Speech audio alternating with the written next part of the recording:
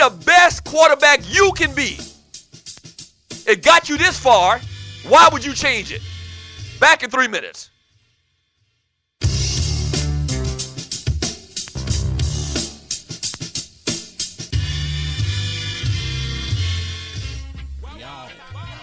Hello everyone, this is Grandma Eunice. I want you to come on and listen to my grandson on the Stewart Media and Entertainment Network. Help me keep this boy out of trouble. Come on, cook with the microwave on Stewart Media and Entertainment Network. Grandma Eunice, bye-bye. Boy, I thought you said Georgie was coming over today.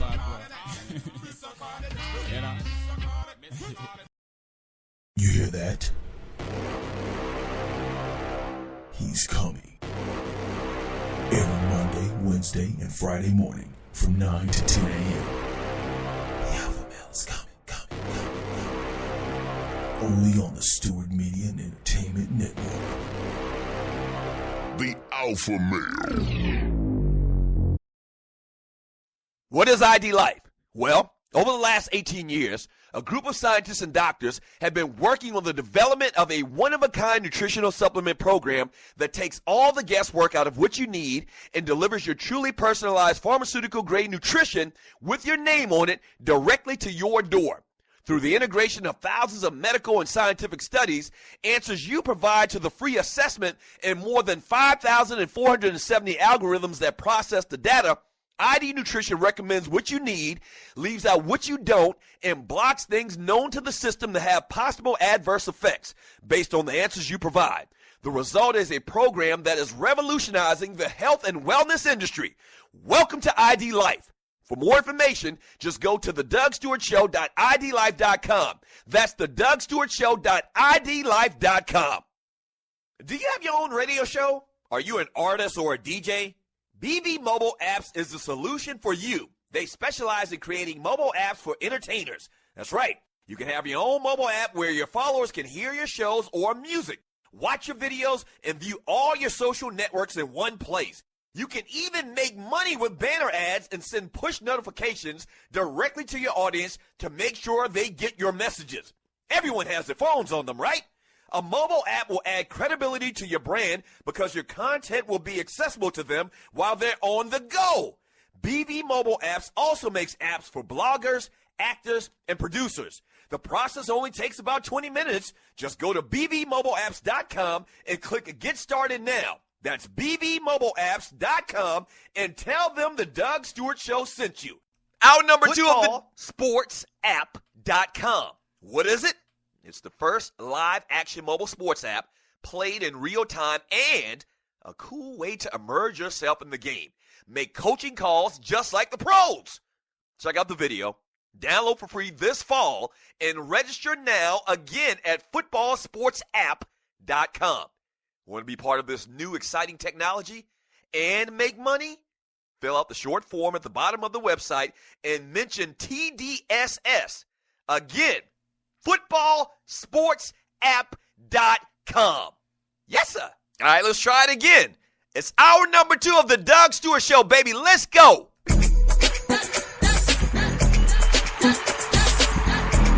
All right. Yeah. It's our number two.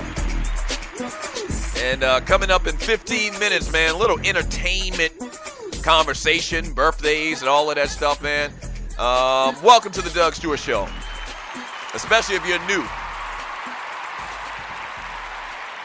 Yeah, especially if you're new. Welcome to the show. We've been doing this now for going on 2 years, or I think we surpassed already 2 years. I think October. I got to go back and look at that because that's very important. We actually celebrated the birthday of the show and of the network a couple of weeks ago, TDSS Weekend 2 here in Atlanta.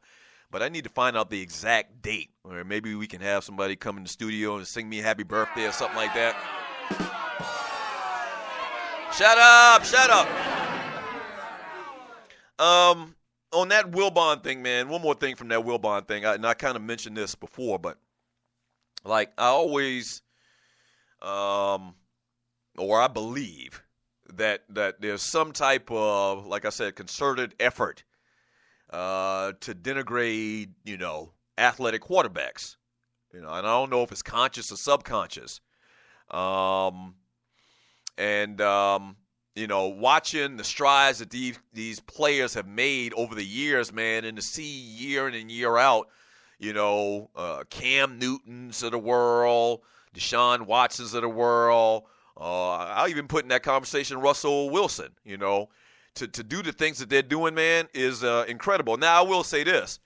Yeah, I don't know what it is with some of these cats where they don't understand they have to protect themselves and they have to get down, they have to learn how to slide. Like what happened with Cam this past weekend where he tried to lollygag into the end zone and got smacked side his damn head.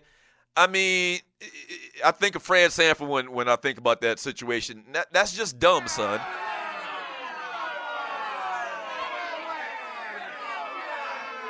That's just dumb. Like, I don't understand that. Like, Vic, for the longest time, and I mean probably till the end of his career, and I think his career is probably over now, he never figured out how to slide, which is just unbelievable to me. I thought every little kid knew how to slide. Same thing with RG3. Cam takes more shots than are necessary a lot of times, but I think it's okay for him because he's big. The problem I got with the shots Cam takes is they're helmet to helmet. And they don't let that fly for any other quarterback in the NFL. And I'm not talking about where he turns into a runner when he's outside of the pocket or anything like that. No, I'm talking about in the pocket when Cam takes these vicious shots that no other quarterback in the league will get. So, I mean, they got to work on things like that, man. But I truly believe that in 10 years, you're probably going to see the majority of the quarterbacks in the NFL being these quote-unquote dual threat / new jack quarterbacks. Like, if you got 32 teams, I believe it. Maybe not even 10 years, maybe 5 years. Because the talent is just too much to ignore. You might want to ignore it. You might be old school where, you want your quarterback to sit in the pocket. But if clearly the best player in the games, in the national championship games every year is Cam Newton or Deshaun Watson, what you going to do? Ignore it? Huh? What are you going to do? So I don't know whether it's, and I do believe that it's self-preservation. I do believe a lot of it, a lot of the angst that they get from media members, from NFL brass, from, scouts or whatever, with this negative connotation to these type of quarterbacks is because, it's self-preservation. They don't want to see the style of quarterbacks, the traditional style of quarterback that just sits in the pocket all day. They don't want to see that go away. But it's going away. Now, I'm not saying that a drop-back, traditional style quarterback will totally be out of football. No. I mean, that'll probably never be the case. Don't get it twisted. I'm not saying that at all. There'll always be a place for a Ben Roethlisberger or a Joe Montana, or a guy that can just stand back there and flick it and throws the ball 100 miles per hour, or Brett Favre. There'll always be a place. All I'm saying is that whole mindset of 25 years ago, Cam Newton's big, fast, and athletic, let's make his ass into a tight end, that's out. Yeah, that's out. No. And these college quarterbacks, man, increasingly, or college coaches increasingly, they don't give a rat's ass about what anybody says. They're trying to win, okay? They're trying to win. And, if the majority of these players, the best players, the 4- and 5-star players coming out of college, the Jalen Hurds of the world, the Lamar Jacksons of the world, are going to help them win a championship so they can keep their job, that's what they're going to do. Damn what we did in 1975. We trying to win. We trying to keep our jobs.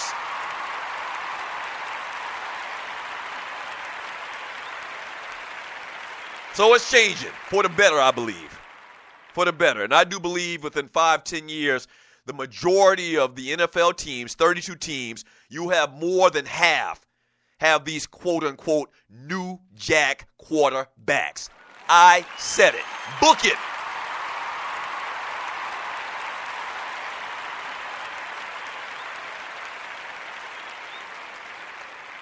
Let me read some of your messages on the chat room on Spreaker.com on this Woman Wednesday. Good Lord. Tiffany Sports and Heels. Damn.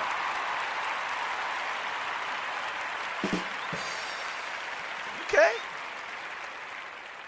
All right. Tiffany Sports and Heels. I see you. Your avatar looking oh so good there. All right. I see you.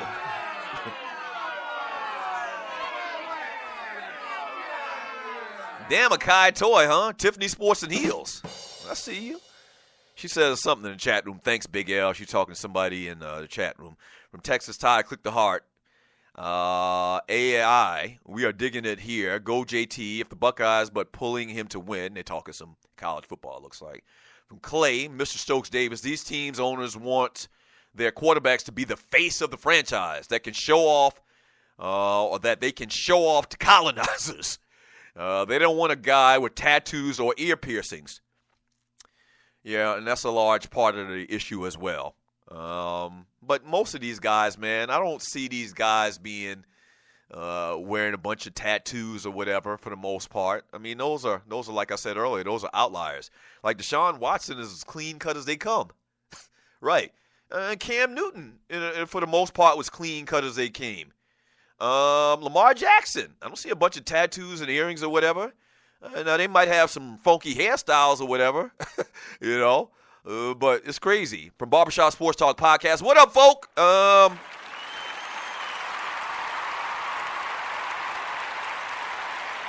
agree with LD on the black quarterbacks thing. The stats show that black quarterbacks run a lot more than white quarterbacks. Well, the stats show that black quarterbacks have been very successful as well. Stats show that black quarterbacks can move the chains. Stats show that black quarterbacks have been in the Super Bowl for the last 3-4 years.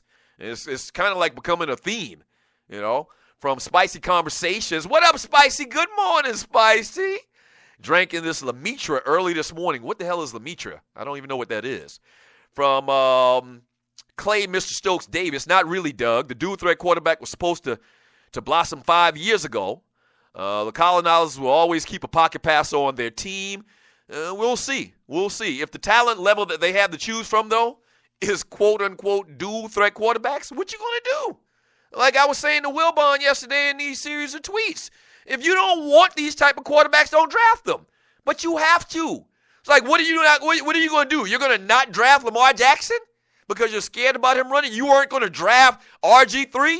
Even though the RG3 thing turned out bad, because of injuries, because of that thing I was just talking about where he doesn't understand that he still has to protect himself. You know, what are you going to do? Ignore these guys? Huh? What? You're going to ignore Jalen Hurd, you know, when it's his time to come out if he continues to progress as a quarterback? You know? I mean, what are you going to do? You're in what they call one of them pickles. From LD from the D. Come on, Doug. It's racial, man. It's always been a negative connotation with athletic black quarterbacks. We're running quarterbacks, but the white guy is a mobile quarterback. I mean, truth be told, you're exactly right, sir. Like, Steve Young used to run just as much as anybody else. Nobody really had a problem with Steve Young running the football from what I remember. Oh, yeah, there's nothing bad about that. So, I mean, there is that. There is a tin of that. There is. No, there's no denying that at all. That's part of the problem. That's part of the issue. The NFL establishment, like I said earlier, they're used to their quarterback being the prototype quarterback in the NFL is 6'5", 225, 230 pounds, immobile, stays in the pocket, and usually, and that equation is also colonizer. Yeah. I mean, let's just call it for what it is. And then I hear cats like Mike Wilbon yesterday poo-pooing on the whole thought of it, as I said in the tweet. Like, bruh, do you understand what you're talking about is these cats getting jobs? You do understand, Mike Wilbon, that you poo-pooing on the concept, on the notion of an athletic quarterback / black quarterback, you're affecting their ability to get a job down the road, right?